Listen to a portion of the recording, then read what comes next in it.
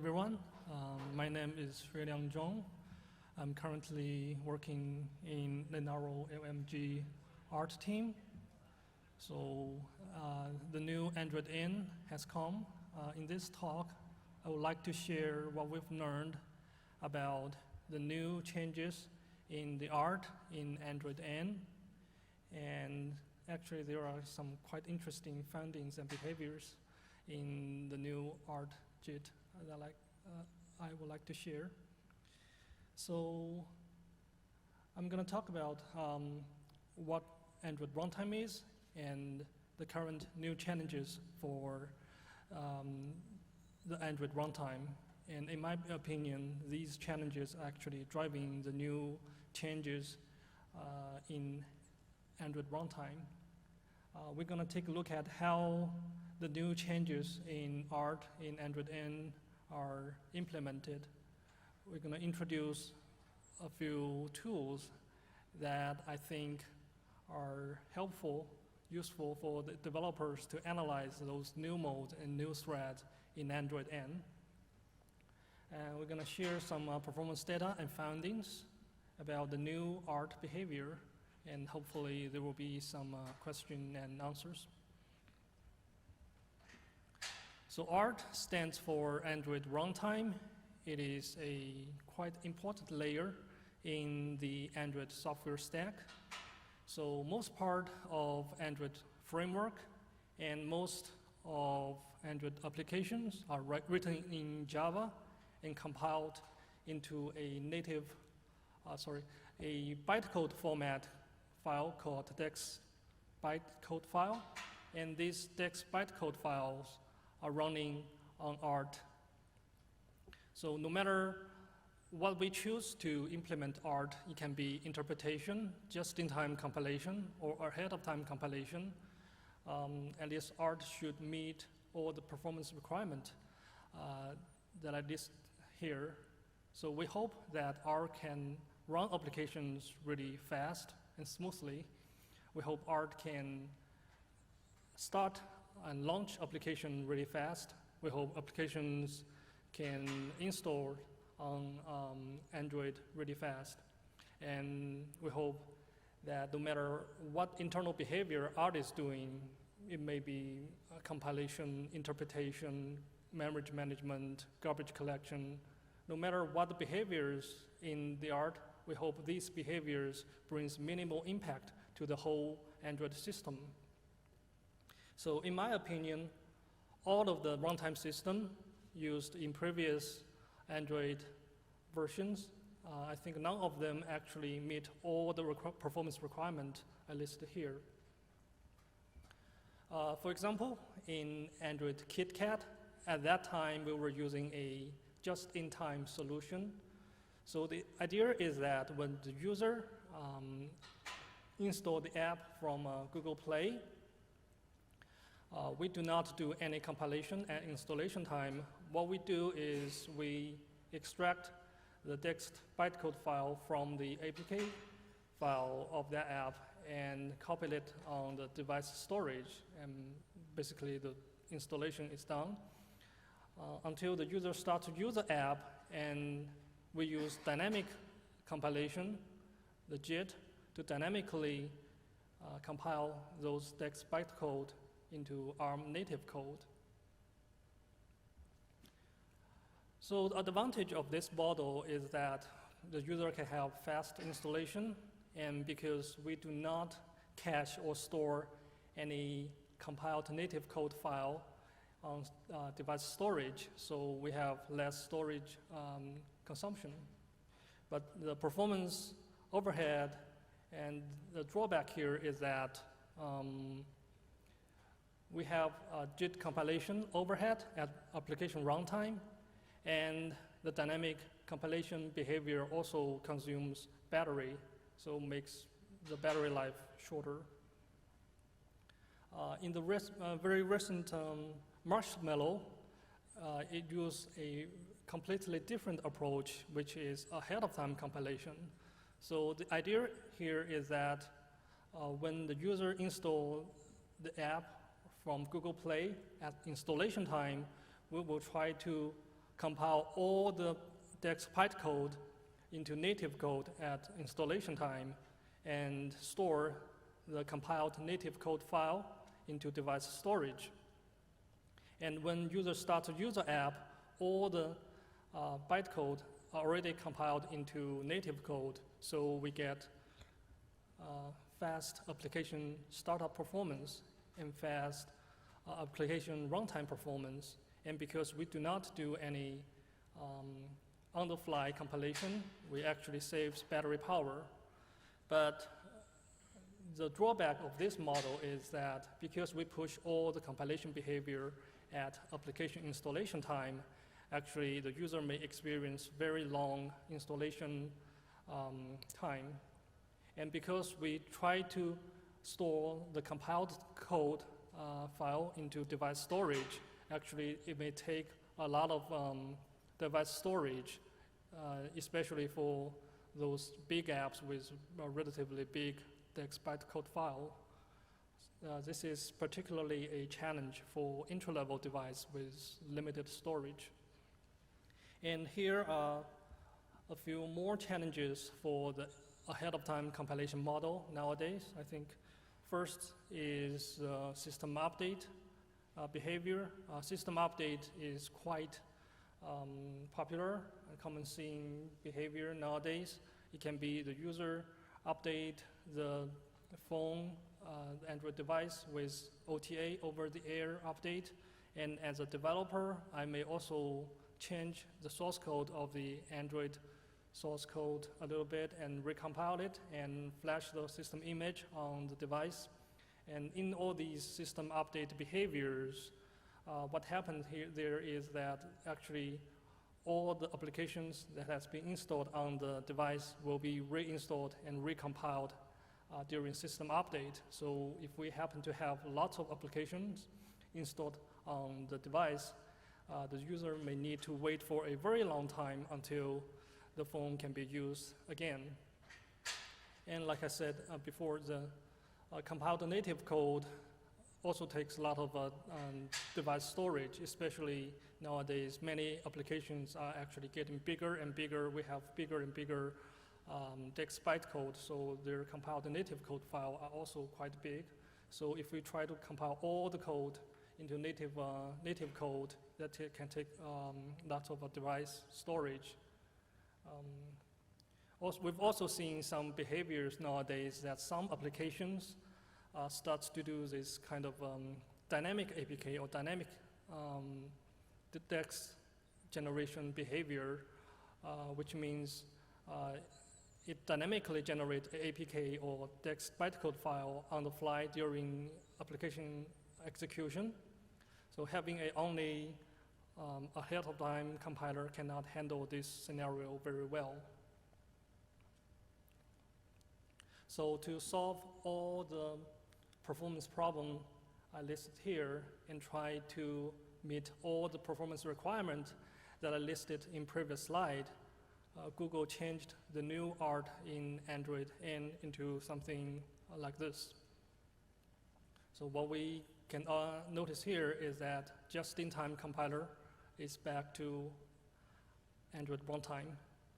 And the ahead-of-time compiler isn't gone. Actually, it has been enhanced and evolved into a profile-guided ahead-of-time compilation. So the idea here is that when user install the app from Google Play, we no longer do any compilation during installation time, just like the old KitKat days. When the user wants to use the app right after installation, actually we will use the JIT mode to execute the app.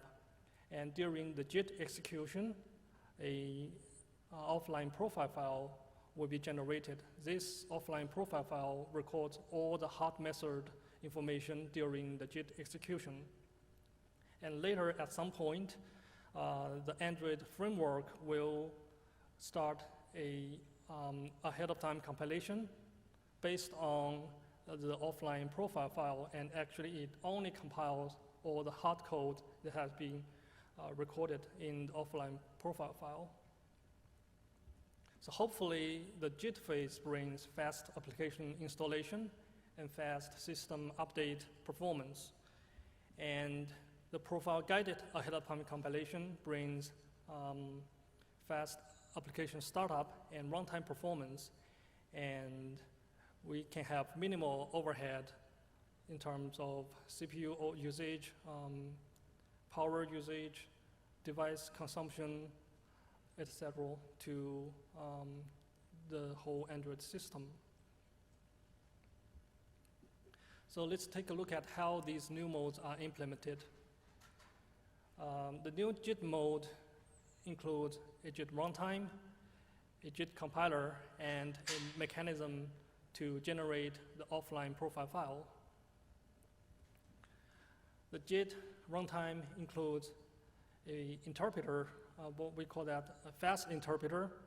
It is a computed goto based interpreter, and every OP code handling is carefully written in ARM assembly to make sure the interpreter have really good interpreter level performance. The profiling and triggering JIT compilation is done during interpretation.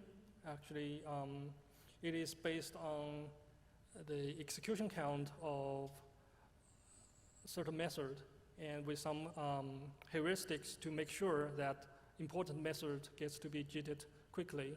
So if you are interested in how this process is made, you can have a look at how the hotness count is used in the runtime code. So the JIT runtime also contains a JIT code cache. Of course, the JIT code cache manages the JITted code. It also provides a mechanism to allocate the hot method information in the code cache. This feature is for dumping the offline code file, offline profile file later. Okay, the JIT compiler. So here are a few facts about the new JIT compiler. First of all, the JIT compiler does method granularity compilation. The JIT compilation is done in a background thread instead of application thread, so that the JIT compilation does not block application thread, especially it does not block the UI thread and cause UI junk. And the new JIT compiler is based on the original optimizing compiler backend. So Google didn't introduce a whole new compiler for us to learn from scratch. So if you are already very familiar with our original optimizing compiler, so the new JIT compiler can be very familiar to you. Actually, the JIT compiler and the ALT compiler share the exact same optimization pipeline in the compiler. So both compilers should generate very similar native code. But of course, in JIT mode, we have some dynamic compilation, dynamic profiling information. So actually, the original optimizing compiler are enhanced a little bit to support more aggressive optimization in JIT compiler. For example, the JIT compiler can perform more aggressive inlining based on inline cache information. Okay. The mechanism to generate the offline profile file, Google introduced a new thread called profiler saver thread in JIT runtime. What the profile saver thread does is that it keeps reading the hot method information allocated in the JIT code cache and keeps writing such information to the device storage. We noticed that Google has carefully tuned the overhead of this thread to make sure it does not bring too much overhead to the Android system. For example, the thread only wakes up once in like about 20 seconds. And Google has carefully designed the format of the offline profile file to make sure the profiler service thread have minimal things to write to the device storage to minimize the I/O overhead. So actually, the JIT mode and the LT mode fit into a bigger picture of hybrid mode.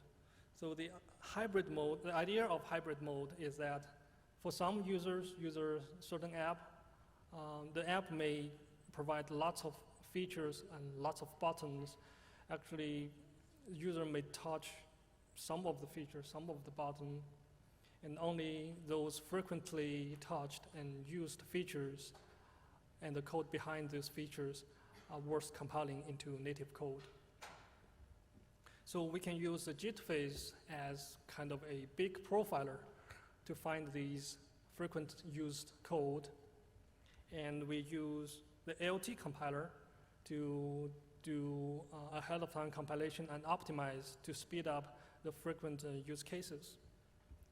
And we avoid paying overhead in terms of CPU and storage and power overhead on this code which the user never touches.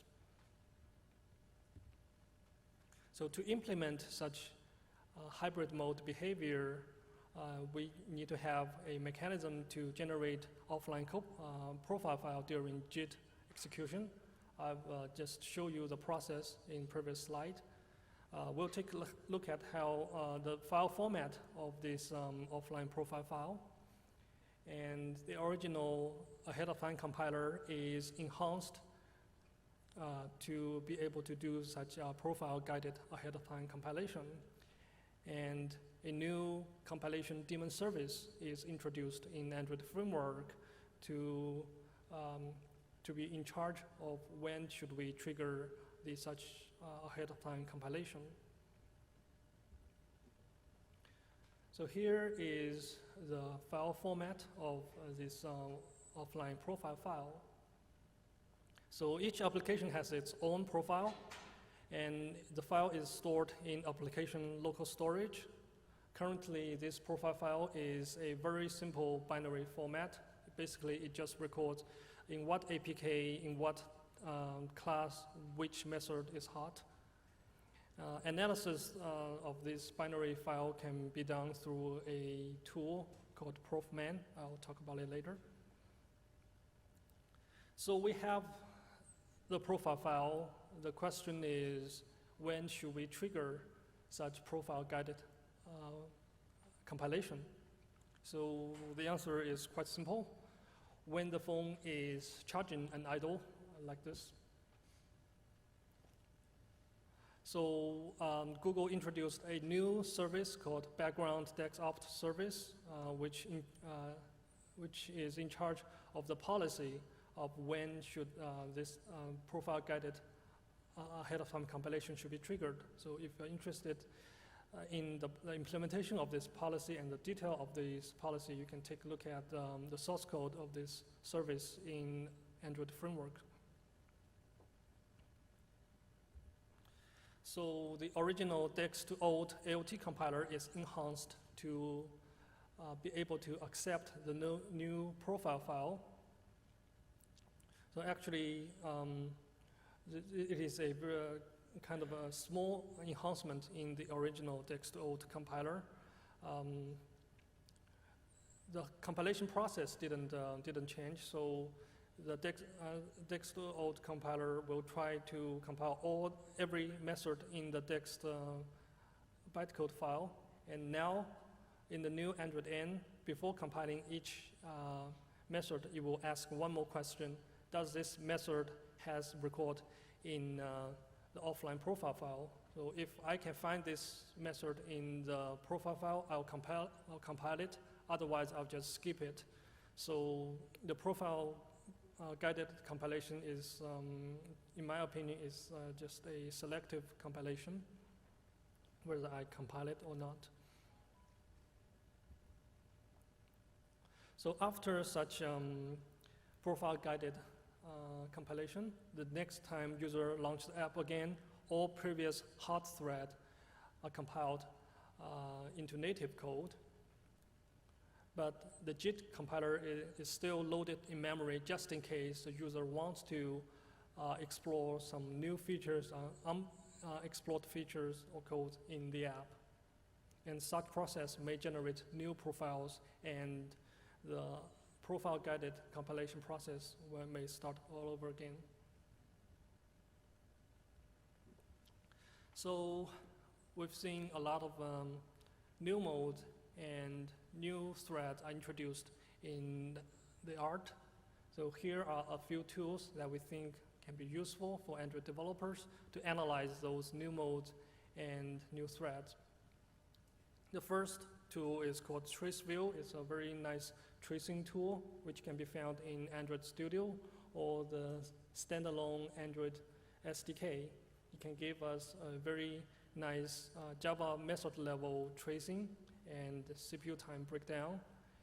And because in the new Android N, a method can be in interpretation, in JIT code, or as ahead of time compiled code. Actually, this tool can support analyzing the method running in different modes. Another very useful tool is systrace. This systrace is a very good tool for multi-thread analysis on Android. So once we enable the dynamic trace, we can analyze the JIT behaviors in ART. It can show us the JIT code cache behaviors, profile saver thread behaviors, garbage collection behavior, etc. Actually, our team also used such tool as a microscope to measure millisecond level or even microsecond level events. In following trace example, this trace accurately shows that a method is invoked 3 times, and the first invoke of that method is quite slow compared to all later invokes. And it clearly shows that because of interpretation and JIT compilation, all these behaviors slows down the first invoke of that method. So history is really useful in measuring such behaviors. JIT compiler level analysis. First of all, because the new JIT compiler is based on the original optimizing compiler, so all techniques used to analyze the original optimizing compiler apply here. For example, we can ask the JIT compiler to dump CFG file to do control flow graph level analysis and HRR level analysis. Currently, ArtJIT support method level profiling of the JIT code. The ArtJIT supports dumping perf map, which allows us to do method level profiling with perf. Our team is also looking at how to enable instruction level profiling with perf inject. Actually, 4.x kernel on Android can be really useful here. Of course, here are more options we can provide to the ArtJIT to enable more dumps and statistics dumps in log. Google introduced a new tool called Profman for us to do profile-guided ahead-of-time compilation analysis. So this tool can help us to analyze the content of a binary offline profile file. So it can also generate a random test profile file for us to try such profile-guided compilation process on DEX2.0 compiler. If you want to try such a compiler, you can also enable following two debug flags to enable more dumps and enable the DEX2.0 compiler to accept your test profile file. So here are a few performance findings that we'd like to share. we found a relatively popular and big app, the newsreader app, and we tried such newsreader app on the new Android N and measured the performance. Some of the behaviors are quite interesting.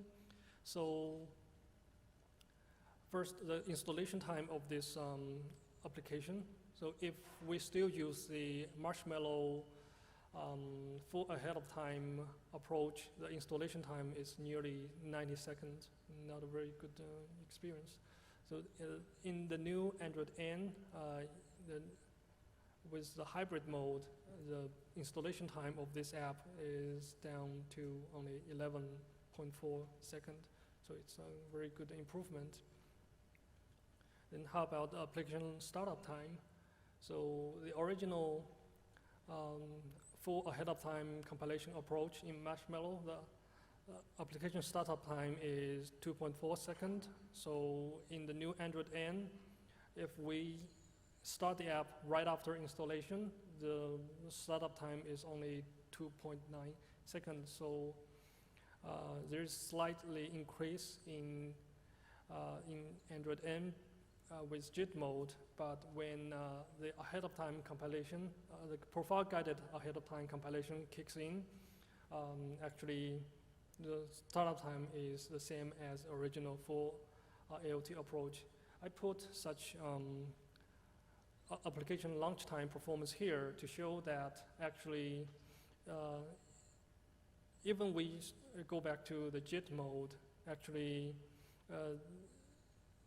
the performance slowdown is actually very, very minimal. Actually, it means that in application startup time, not all the code will be executed. And I believe in application execution runtime, also not all the code will be executed. So it's really not worth to compile all the application code at installation time.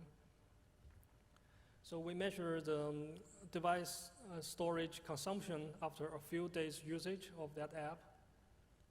So to make sure that the ahead of time compilation has kicked in on Android N. So we found that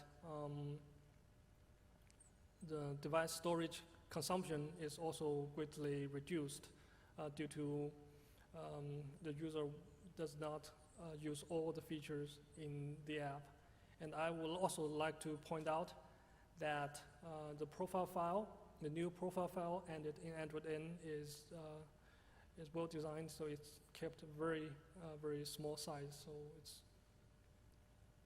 it's nothing. Another question we asked ourselves is that although we know the new JIT compiler and the AOT compiler actually share the exact same compiler backend, then how about their generated code performance? Does the two new compilers generate the exact same native code and deliver the exact same performance? So we run our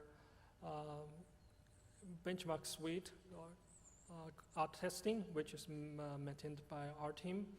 We run such a multiple benchmark suite on the AOT mode and the JIT mode and compare the performance. And here is the performance. This is normalized execution time. So the lower bar means better performance. And as we expected in some benchmarks like the macro, the AOT compiler and the JIT compiler actually generate the same performance. But we also noticed that there are a slight performance slowdown in the JIT mode, for example, in the algorithm benchmark suite. And in some cases, like the cafe mark, the JIT mode is much faster than AOT mode. So we did some investigation, and here are two findings I like to share. First, why the JIT mode seems to be a little bit slower than the AOT mode. Actually, there's nothing wrong with the JIT compiler. We found that our testing benchmark has been well-tuned for AOT compiler. But for the new JIT compiler, actually, for some benchmark, we didn't give them enough warm-up time. So we accidentally measured some interpretation and JIT compilation performance. JIT compilation time. So if you're doing similar micro benchmarking, make sure that you do not include such interpretation and JIT compilation phase in the benchmarking, unless you are actually benchmarking the interpreter performance. Then another finding is that why some benchmarks are much faster on the JIT compiler.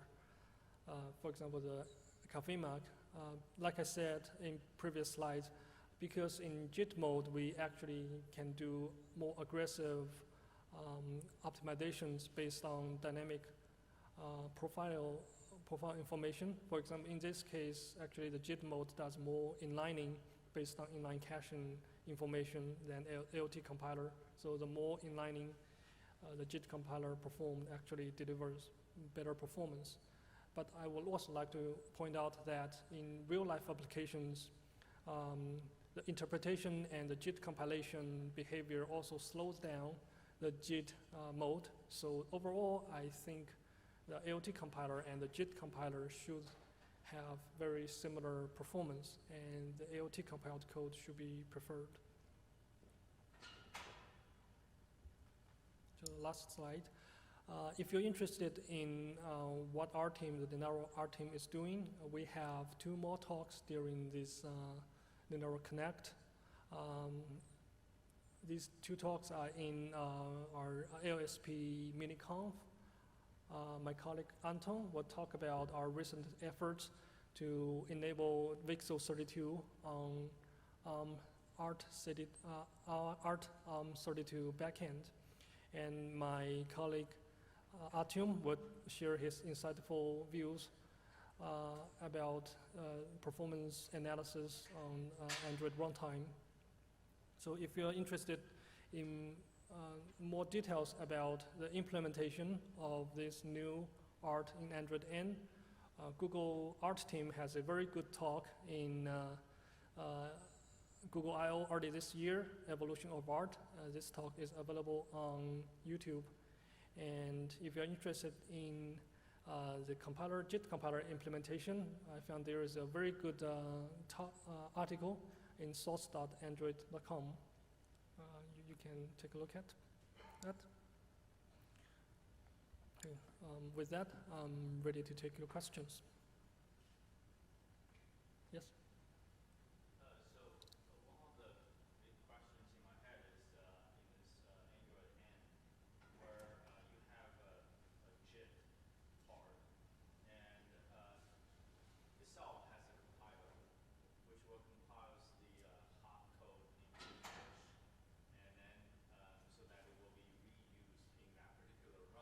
Yeah. Without being interpreted. Yeah. Do you know why that particular mechanism is not extended to simply just store that cache into storage? And then next time you run, you just bring that last time compiled hot cache into the RAM to integrate with the runtime. That way you can totally get away of the daemon, Yeah. right? Yeah. And because that compiler also has information to the profile, Yeah. it's the same process. Yeah, I think that's a good question. So my idea is that, my opinion is that if you do that, you actually have to handle the address space layout randomization in Android. So that is a problem when you do that, because when you cache that memory image offline, the next time it is loaded in memory, Android or Linux cannot guarantee, because we have such address space randomization behavior, it cannot guarantee that it's still there. So it can be in a completely different address, and all the assumptions about address in the JIT code actually may fail. So if you want to use that approach, actually this is a big problem. Doesn't this problem exist for the daemon as well, the compilation daemon? It has the same problem. No, I don't think that has the same problem, because the compiled code, the JIT compiled code may have some assumption about the address of the caller code address, but the ahead of time compiler compiled code will not have that assumption. Yes. What about the assumptions about the resolve methods? Methods that are resolved, basically when we call a method, when we call a method, we know that the method has been resolved. Whereas when we AOT, we don't know if the method has been resolved or not. So therefore the code that we compile at time cannot be stored and used later. Is that the reason?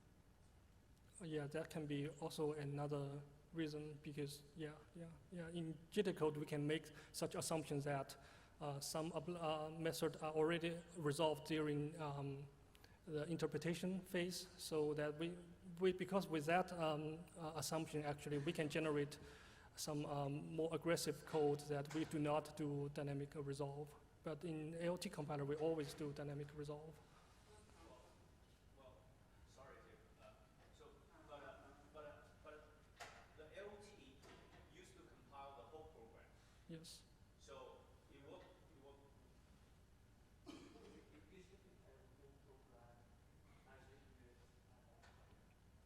It couldn't compile it in classes that were subsequently loaded. Rejected that. Okay. But those classes were subsequently loaded. You might not be the same classes that were loaded on your next run. Understood. Okay. I think we can bring this offline. Yep. Okay. Thanks. So there are reasons. Any other questions?